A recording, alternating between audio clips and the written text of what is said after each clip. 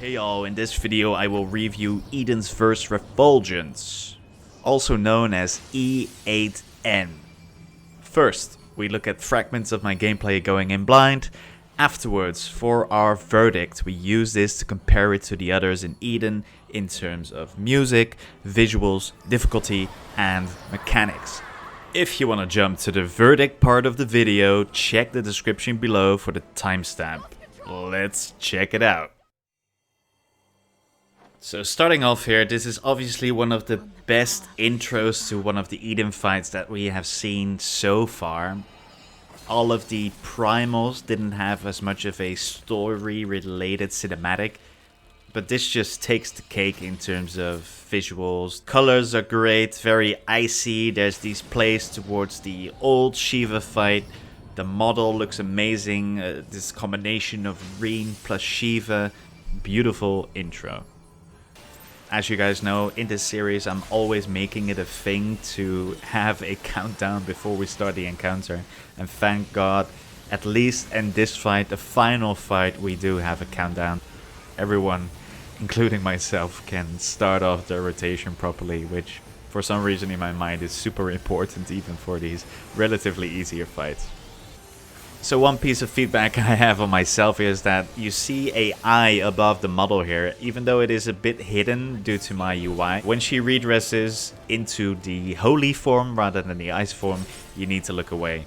Again, here she redresses into the frost form, and feedback to myself, when you do that, you don't need to look away. So here we are in the ice phase. She casted Driving Frost, which means she's casting it behind her. I did realize I did need to move out, but I was just a tad too late with the ice sliding going around. Now here, at this point, I just lost it and thought, oh my god, what do I need to do? Looking back at this, I actually didn't do that bad, because the other raid member that needed to be closer to the boss actually sort of killed me over here, because I needed to be in the corner to do the stack up marker and he needed to be somewhat more in the middle. Obviously I needed to run back right behind that moment, and I already had a Von stack, so I'm not sure if I would have made it otherwise, but the intuition on my part was correct in this case. Now this is one of the cooler mechanics. The mirrors actually look pretty cool and they make sense in terms of, oh, there's a mirror, they're probably gonna copy something. I just followed my group here. Right after we have another redress, and again the eye, you see it just below my UI, and again I just did not know what to do here. I got stunned again, wrecked by the redress mechanic, and again she does an AoE, and guess what? I get hit. Another vulnerability stack for me. Fortunately it didn't stack with the one before, but still I'm a little bit at a disadvantage there, and I did not learn from my mistake. Thank God we have the phase transition at this point, because our DPS is actually rather good. Not per se on my side, but some of the other members, they are doing really well. And we're going into the transition, which by the way looks beautiful. At this point I'm trying to spam my Umbral Soul just to get it again in time before my Enochian runs out. Only when looking back at it, I only realized they were actually split up in two groups, with each their own platform that need to kill the ads before they reach it. And here you see another ad that spawns and gives a tether to the crystal. I didn't realize this at that point, that I needed to get the tether, otherwise the Flood of Light gauge would fill up. At this point you see the tethers going out again. Yeah, I was definitely the candidate there to get that tether, but I just didn't. And finally, at this point, the moment I was looking forward to since ever, the tune of Shiva comes in.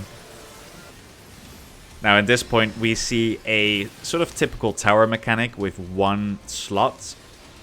So, you know, if you've played the game for a while, you'll recognize these mechanics slowly.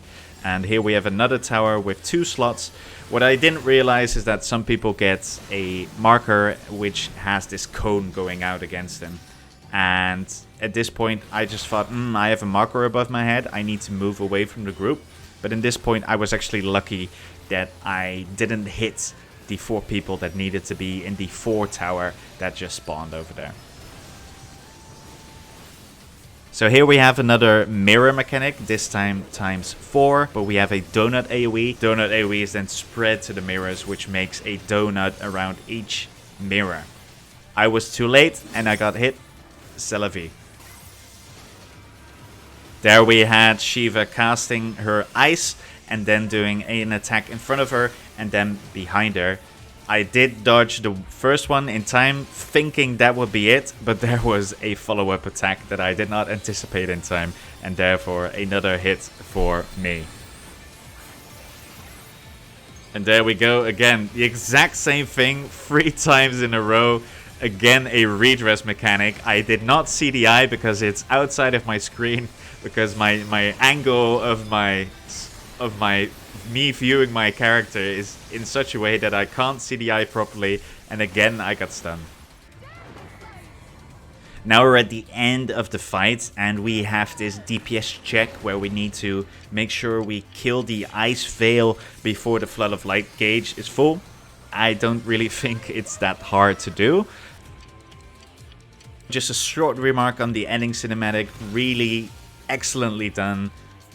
The story is developed in an incredible way in the middle of the fight, and the models and the visuals are just excellent. I mean, you can already tell by my reaction to this fight, this will be one of my favorites of Eden's Verse. And it should be, you know, they saved the best for last. Time for the verdict. How does Eden's Verse Refulgence score? In terms of visuals, I give this fight a S. As you might have gathered from the gameplay, I am really excited about this one. The intro cinematic aligns with the story really well. The callbacks to the Shiva fight in A Realm Reborn take things to the next level when compared to the other primals we have fought. The phase transitions are done excellently. The platform and surroundings are a beautiful interplay of ice and light. I can go on and on, but this is great stuff. When speaking of music and sound, I give this fight an S. I hinted towards this during the gameplay, but the music after the phase transition is my favorite song of Shadowbringers so far. And I love a huge part of the soundtrack, so that is saying something. Icy tunes combined with vocals that are extremely relevant to Ryan's story. Sure, the tune before the phase transition is less impactful, but it is good enough to not bring the other amazing tune down. Excellent. Considering mechanics, I give this boss an A. This category is all over the place, so let's start with the good.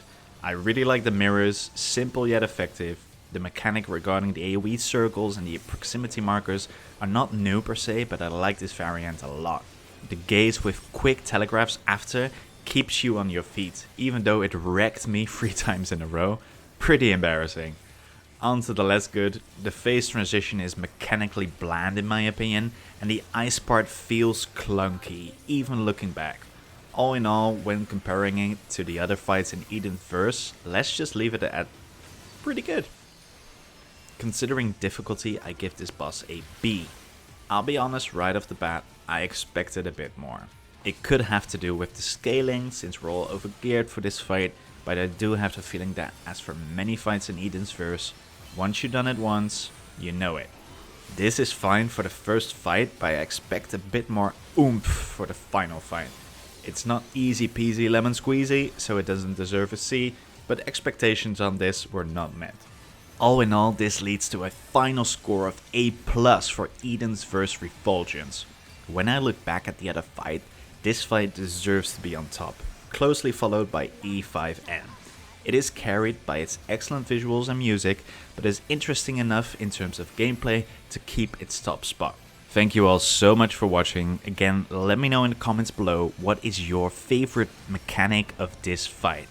Don't forget to like the video and subscribe for more content. I'm streaming Final Fantasy XIV and some of the retro Final Fantasies such as Final Fantasy IV on Twitch nowadays. Make sure to check that out in the description below. Take care.